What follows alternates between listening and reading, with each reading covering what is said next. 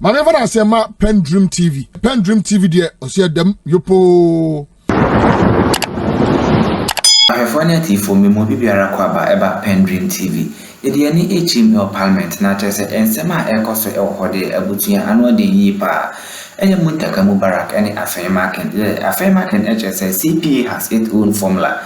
IPU has its own formula. Now Parliament hode amo kono 32 against 68. Ensema hudo bikwe hona Afenyo edia tuja. Kame hone koti omonselo enjire mu ya bede ni aka ebeto aso. Subscribe to the channel na share. Jumadi ma afofro esa enkabi jardente e wo comment section ho.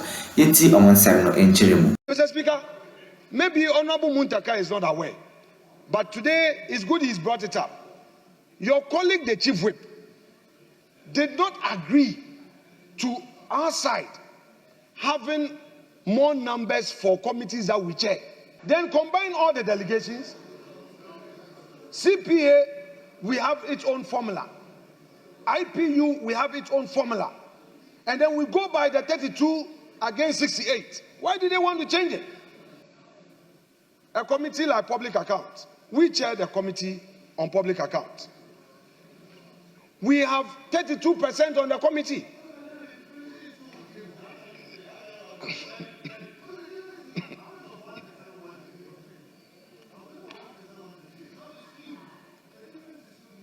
I kept quiet for you. I kept quiet for you. You see, you guys, you are not being fair. We agreed from day one. And he, the majority Chief Whip, said we are here with a strength of 32%. And even committees, you said that there was an arrangement where some committees that we chair will have majority. And that is what you think should even happen to protect minority. This was your submission. That was your submission. That was your submission. Now you are changing. Mr. Speaker, for me, there is nothing to debate. There's really nothing to debate except to see people trying to bully their way. There's nothing to debate. We have used our 32% to form committees. Some committees, we have as low as 5. It is the same formula, the same principle. It cannot change when it gets to Pan-Africa or ECOWAS. We will not accept it. We demand it as of right. All these calculations and you combine. Mr. Speaker, no way, no way, no way. They shouldn't do that. Honorable members, okay. Mr. Speaker, let's stand that down. Let's stand that down. If they are opposed to us moving the procedural motion, then we'll just stand it down. I think we had a challenge with the clerk indicating that he needed to send some communication to South Africa. That's really why we were trying to get this done today. But given the position of Osahin, given the position of Osahin, I think that we will stand it down and engage in some more consultations. I think Honorable Muntaka has given us some guidance of how it was done in the past. We'll discuss that. We'll discuss that with our colleagues on the other side, and we'll see how we proceed. Thank you very much. So we will then move on with our questions. So we turn to question 215. 215. Honorable Wisdom Kujo, Pristia Hunivari.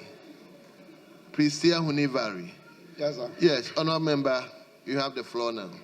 Thank you, Mr. Speaker. Mr. Speaker, I rise to ask the Minister for Energy and Green Transition when the following communities will be captured under the Rural Electrification Program: Bipo Asi, Gambia, Alasa, Ayariga, Nkrandadeso, Techimentia, and Towada. Yes, Honorable Minister. All right, Honorable Speaker. The communities, namely Bepoase, Gambia, Alasan, Ayariga, Nkrandadeso, Techimentia, and and to wada. If I may receive it again, and to wada. I'll tell you,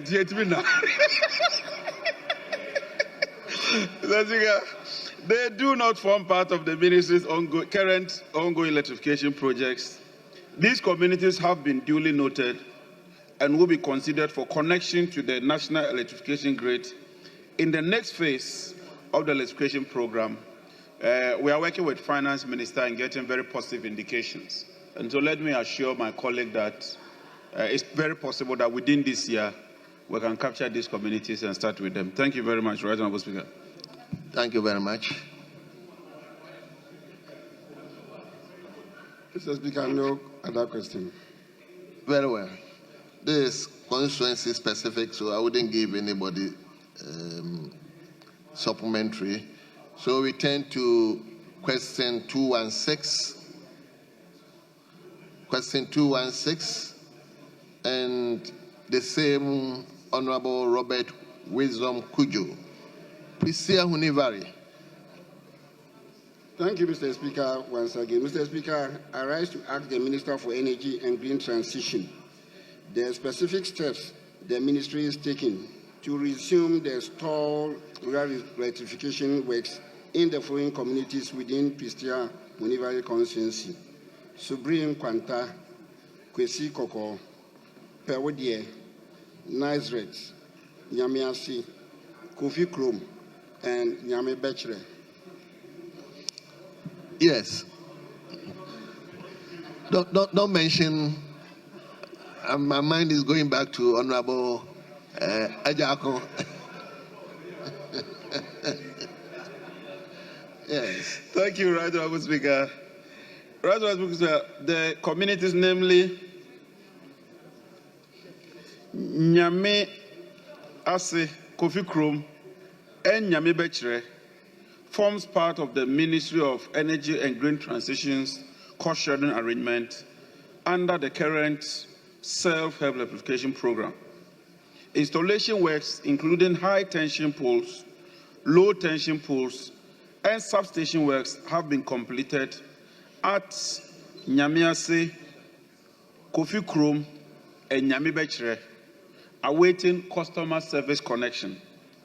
The delay in the connection of the communities to the national grid is due to unavailability of some energy meters.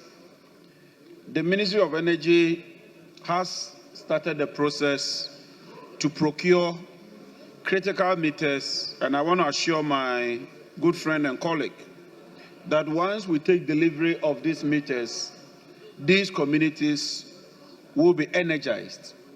The ministry has received the list of prospective customers already from the ECG for approval and would subsequently ensure that the meters are released for the communities to be connected. The other communities, Subrim Kwanta, Kwesi Koko, Pewodie, and Nazareth, do not form part of our current ongoing electrification projects. I would appeal to my friend that he should let us complete the stalled ones so that we can apply the materials judiciously. Once we are done with the stalled ones, we can look at the remaining communities and connect them. Thank you very much, Right Honourable Speaker. Thank you very much. Honourable, do you have any supplementary question? Yes, Mr. Speaker. Yes. Thank you, Mr. Speaker. Mr. Speaker, the second batch of communities mentioned here, Kwesi Koko, Pewodie, Subrim Kwanta. Mr. Speaker, these communities also had part of the project completed as far back as 2016. They form part of the second batch of rural electrification from 2012 to 2016. Minister is talking about doing detailed assessments of the outstanding scope of work. Mr. Speaker, at that time, we installed all the poles, we laid the cables. We were just about to connect them to national grid when NDC exited power. And that was the end of the program. The other adjoining communities like Brunin Quanta. We cannot tell Honorable Boama that he should go as an observer. Why? Why? Mr. Speaker, we are entitled to 2. We are entitled to 2 out of 5. They should take their 3 and let us have our 2. Mr. Speaker. Yes.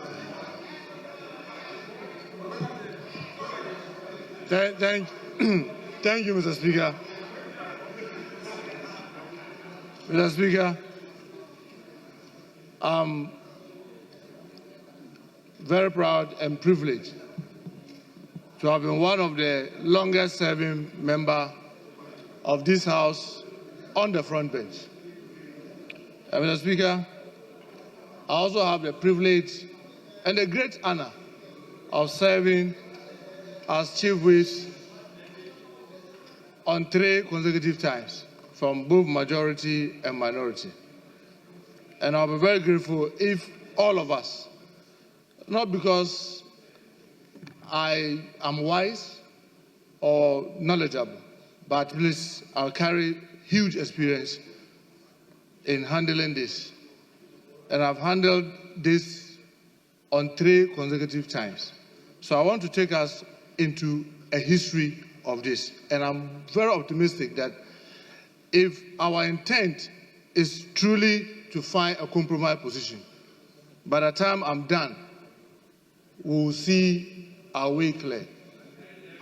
Well, Mr. Speaker, let me state that, yes, it's true that whips ordinarily go to ECOWAS. The chief whips ordinarily go to ECOWAS. Then you have the deputy leaders ordinarily go to Pan-African Parliament, that's PAP.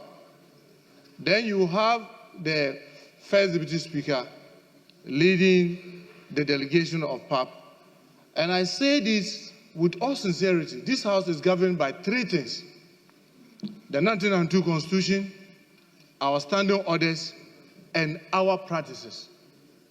Our practices may not be written anywhere. Some of them you can find in the Hansard or official document. But it serves as a very useful guide most of the time. And then we have the leaders. They are usually assigned to IPU and CPA. Then something happened in 2013. I became chief whip. Before I became chief whip, I had already been assigned as one of the junior members to Pan-African Parliament before the 2012 election. So when we came, I remember very well, Honorable Leader Oseche Monsu encouraged me to move from Pan-African Parliament to come to where whips usually go. I then pleaded with the late Honorable Deputy Leader, Honorable Agbe, and said that in Pan-African Parliament, I have made so much strides. And I was in some of very important committees there. So to leave that and start, I really wish he could swap with me.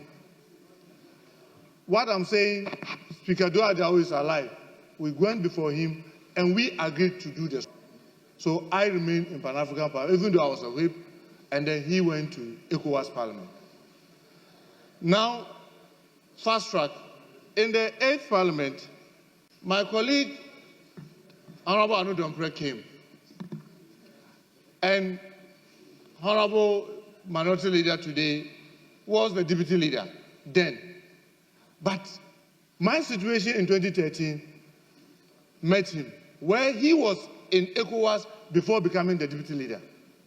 And I encouraged my colleague, the whip, to understand, to swap with him. Because I want to believe that he had made a lot of strides in ECOWAS. Changing for him to come to Pan-Africa will mean we'll be losing all the advantage that the then Deputy Leader would have gathered in ECOWAS. He will be throwing them away to start afresh. So they agreed and they swapped. And the rest is history.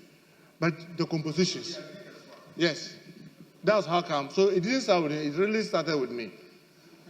Mr. Speaker, Pan-African Parliament was started in 2004.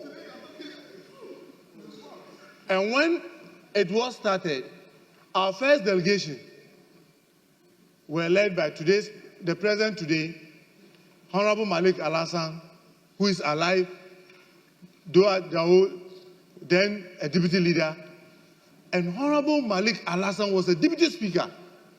That's how come he was the leader of the delegation to Pan-African Parliament. So, yes, it's not written anywhere, but these are the practices that we've done. But let me come to the composition. Mr. Speaker, in the Sikh Parliament, the total number of the House was 275. Majority members, we were 154. And the minority were 121. And when I talk about this number, I'm talking about the caucus, because some had independent people with them and all that. Later, your own neighbor, Osewusu, Honorable, was working with them, and that gave them 121. And we had 154. Mr. Speaker, I want to beg the leaders to listen to this very carefully, because I know how emotional it is when you are sharing things in this house. When we come from election, we have our caucus strength, and we normally break them into percentages. So then, we, the majority, our percentage was 56, so 0.06, and the minority was 0.44, that's 44%. If you multiply the 0.05, which is that of the majority, by 13, when I'm talking about 13, I want all of us to listen very carefully. When I talk about 13, I'm talking about Pan-Africa 5 and ECOWAS 8. When you put them together, that's 13. When you strike the percentages, it gives you the global figure you get for each caucus. If you look at then, the strength of the caucuses was that with ECOWAS, the majority was going to have 7.2. When you put the two together, you're going to get 7.2. 7.2 members means that 7 members. So they had 3, they had 3 for Pan-African Parliament, and then 4. Even though then they had 4.47, if you wanted to break it. But when you put the two together, it gives you 7.2. So when the percentage does not deviate much from the absolute, you then share 3 and 4. And then in 7th Parliament, the numbers changed, and the majority became 169, and the minority became 106. When you look at the percentages, it was 0.615 and then 0.38. When you multiply by the 13, you are going to get the majority having 7.99, meaning 8. And then the minority were going to have 4.9, meaning 5. You came to the 8th Parliament. Because the 8th Parliament is something that all of us can remember very well. When we came to the 8th Parliament, the numbers were 138 and 137. With the 138, it came to 0.0502 and then 0.49. When you multiply it by the 13, you were supposed to get about 6.5 each. But this is what happened. In the spirit of compromise, the majority doing that is because they have more members to cater for than the minority. So anytime the number is to the middle, you give it to the majority because they have more members to cater for. So even though it was 0.25, we gave it to the majority because with the 138, they took 3, with 137, we took 2. But this is what we did. And Mr. Speaker, the records of this House, that's why I'm emphasizing on 8th Parliament, is there to show.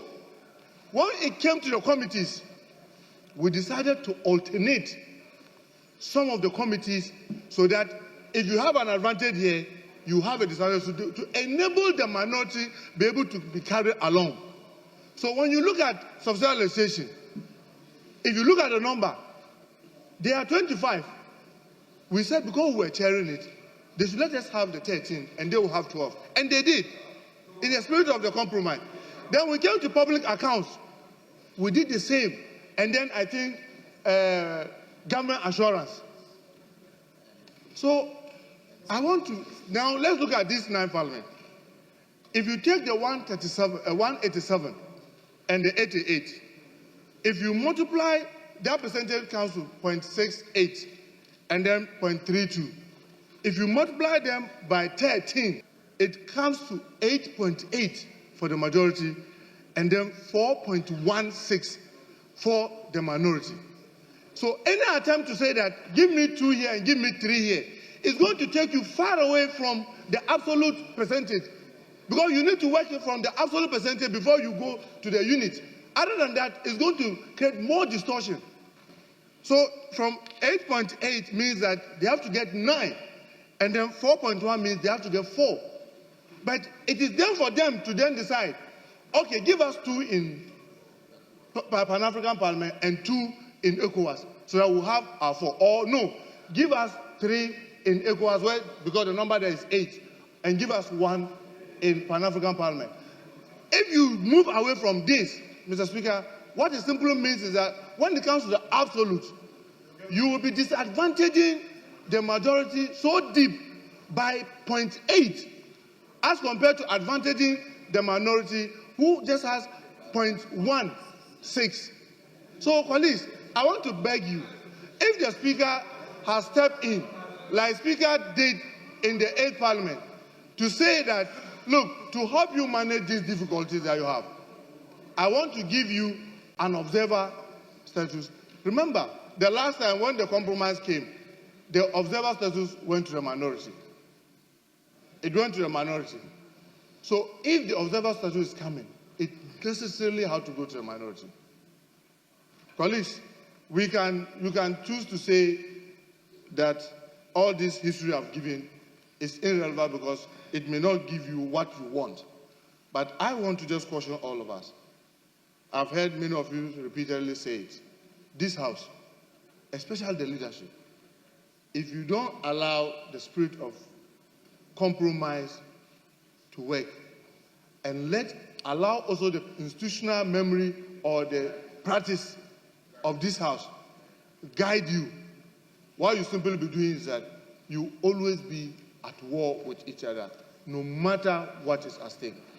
The way this House have run effectively is that in one leg you get an advantage, in another leg you get a disadvantage. But if you want to say that in every single committee you want to apply the formula, what I know is that, especially with the kind of majority that we have now, if you are not careful, the minority will virtually become irrelevant in almost every committee that will be set in. But that may not be good for us. There may be instances where you have to form a committee because of what you want them to do.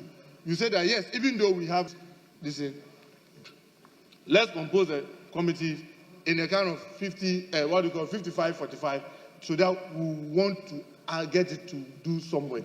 But if we refuse and we want to continue arguing, well, what I would say is that democracy has no alternative. It's the worst form of governance, but it has no alternative. When I say it's the worst form is that, Mr. Speaker, you are a lawyer, you are an engineer. When it comes to law, engineering, you are way ahead of me. But me and I can go to a contest of engineers and I'll be voted. Because democracy says they look at my face and say, oh, maybe I'm looking taller than you, so they are electing me and leaving you when you are truly an engineer who could even do the same work. But that's what we have. When this thing becomes a problem, what our rules allows us to do is to vote on them. But I will pray point of voting. Because when we subject everything to voting, obviously what we are doing is that our colleagues will become irrelevant. But I don't think that will be good for all of us. I thank you very much for the opportunity to provide this information. Yeah, Mr. Speaker, I have heard the long explanation by Honorable Muntaka Mubarak. Mr. Speaker, there are two important points I want him to note. When you are dealing with Pan-Africa, you are dealing with Pan-Africa.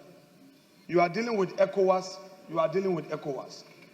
You are dealing with CPA, you are dealing with CPA. You're dealing with IPU, you're dealing with IPU. Each of the delegation strengths.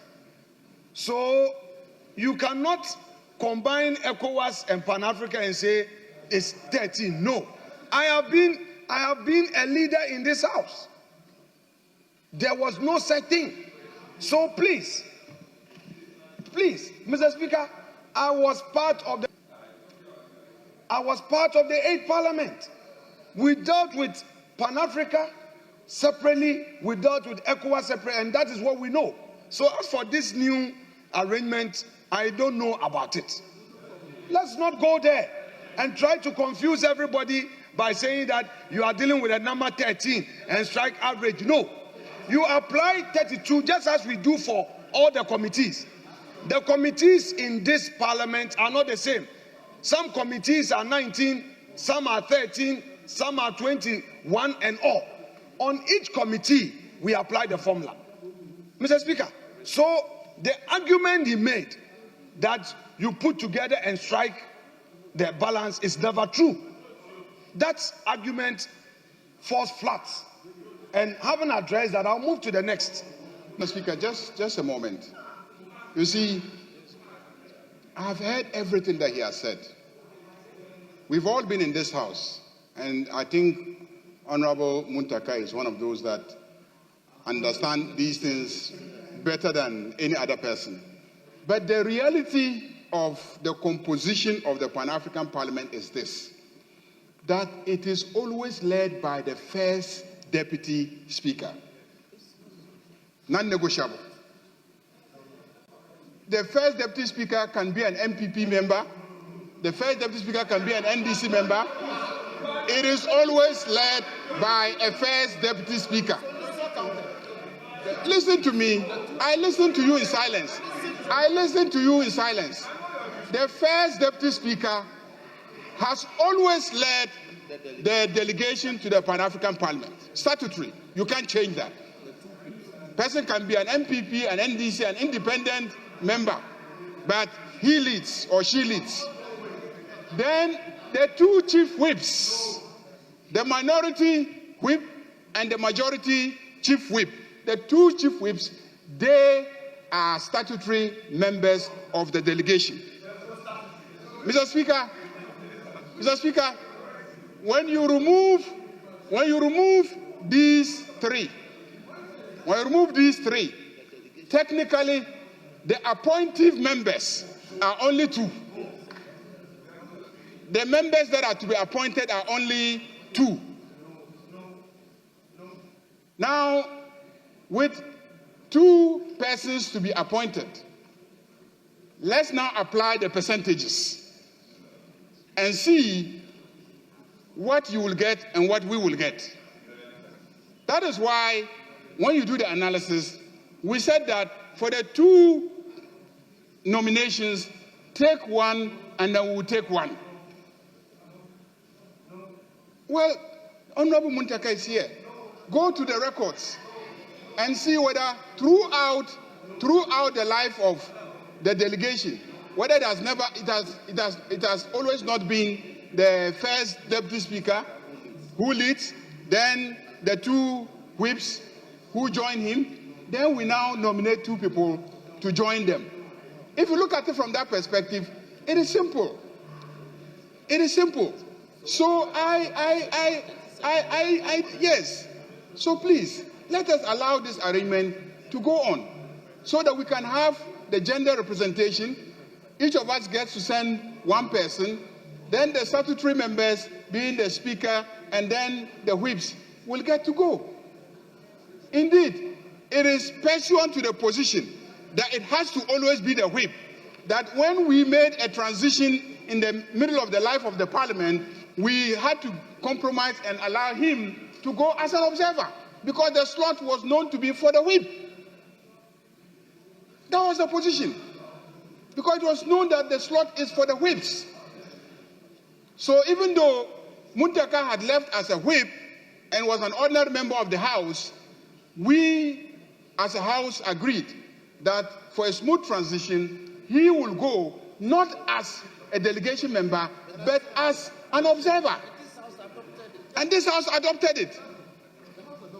Mr. Speaker, don't talk as if we want to just use our numbers to oppress you. So I plead with him, let's allow this arrangement.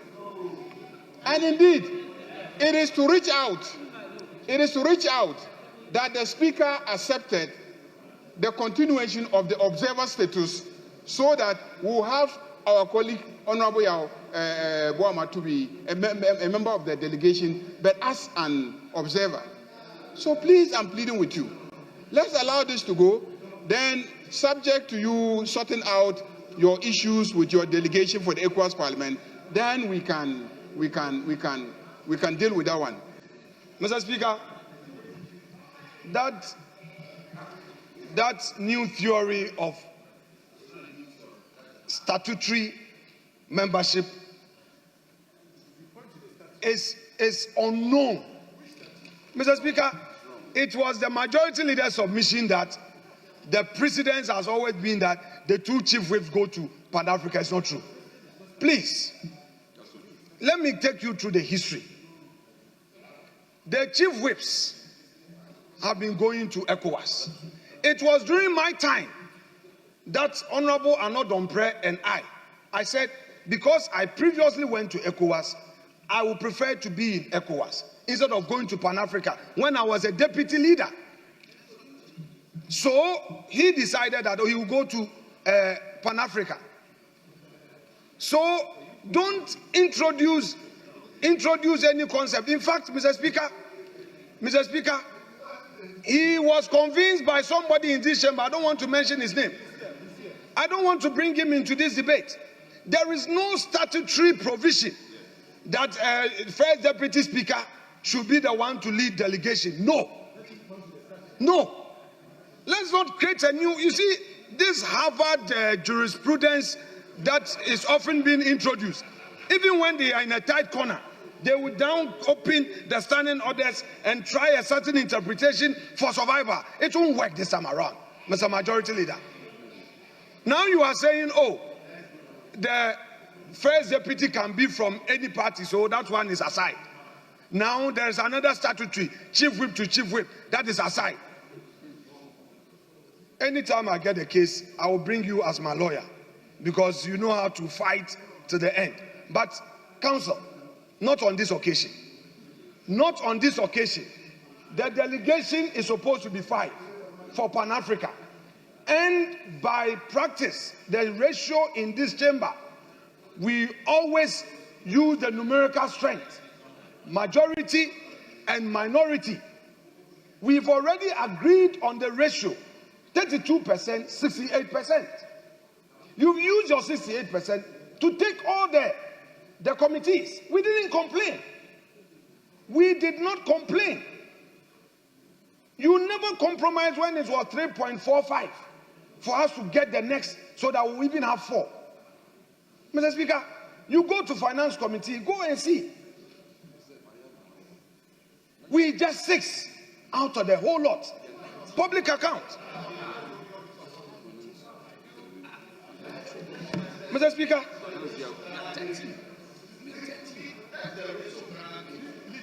that is true. You know you are coming to equity with very dirty, unclean hands. Stop it. You know. He knows. Let's stop this. Mr. Speaker, don't let us introduce and reinvent any theory to back any argument. They are supposed to be 3, and we are supposed to be 2. Mr. Speaker, and I don't want Mr. Speaker to be introduced into this that Mr. Speaker took a decision. Please, we already sat and agreed When this thing became a controversy, I calculated it. The clerk was there, the majority leader was there, and the speaker was there. I showed it in his office. Your only problem is that you have already informed your senior members ahead of this. That was it. Well, no, let's be gentlemen. Let's be gentlemen, guys. Let's be gentlemen. You said you have already informed them. And it's difficult to go back to say, oh, your name is being taken out. Find another place for them. No, but he has mentioned it. That's why I'm referring. He mentioned it. He listed the names as senior members. Else I know how to control my mouth. You know it. You know what I know. You know. So don't go there. I'm not an okro mouth. You know. Because, no, I'm referring to you because the leader brought it up. I'm not, yes, of course. I respect code. And you know I respect code. Mr. Speaker, what is happening is unfair. I would plead with the majority leader that since his own chief whip is saying the 32% is what Ghanaians gave us, he should help us to maintain our 32%. We are not asking for more, irrespective of what you want to do at the Ablekumanov.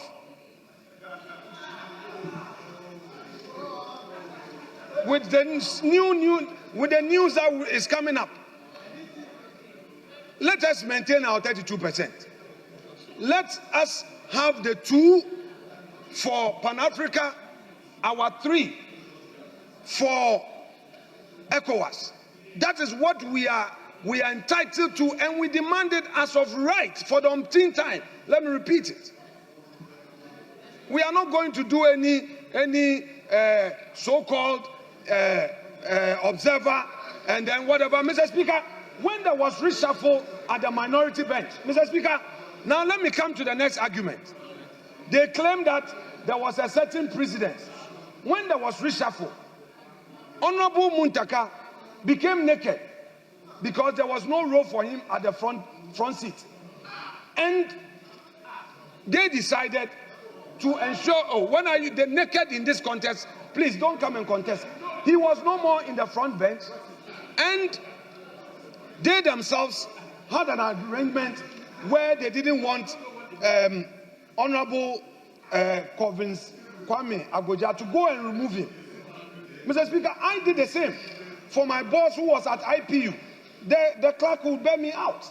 I said that I don't want to go into all the delegations that he was in because he was majority leader. And I told him that, sir, stay there. I wouldn't even join you as an observer. That is what I did. And I stayed back. To date, my name is not at IPU. I've decided I won't go. I will not be at IPU or even CPA. I said I don't want to be part of that one so that others can go.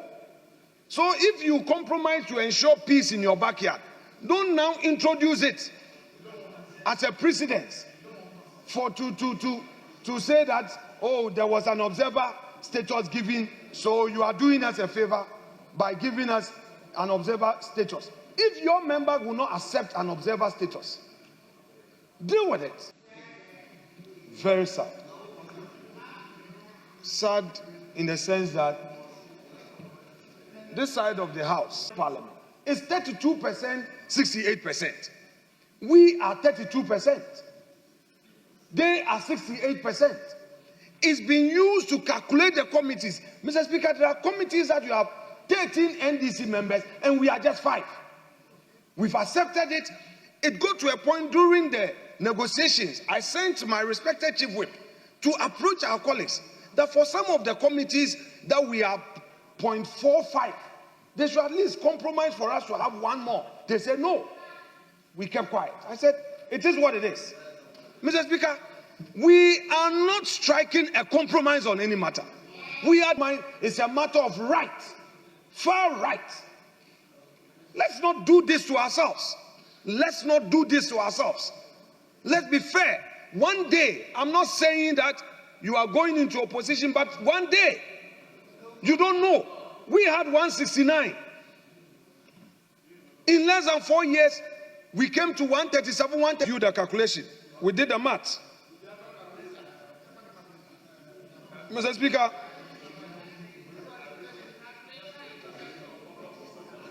Speaker, yesterday I repeated the calculation. Let's start with ECOWAS. If you calculate majority, 0.68 times 8 is equal to 5.44. Minority, 0.32 times 8 is equal to 2.56.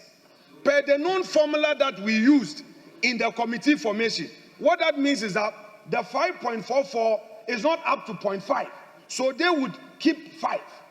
And then the 2.56, because we have crossed 5.6, we round it to the next decimal point, which makes it 3. This is what they've had. And in fact, there's a reason why in ECOWAS at the 8th Parliament, we had it 4.4. Because when we calculate, we were getting 3.44, we were getting 4.44, and they were getting 3.56. So they said, hey, that is what it is. That's why we shared it equally. Mr. Speaker, let's deal with Pan-Africa.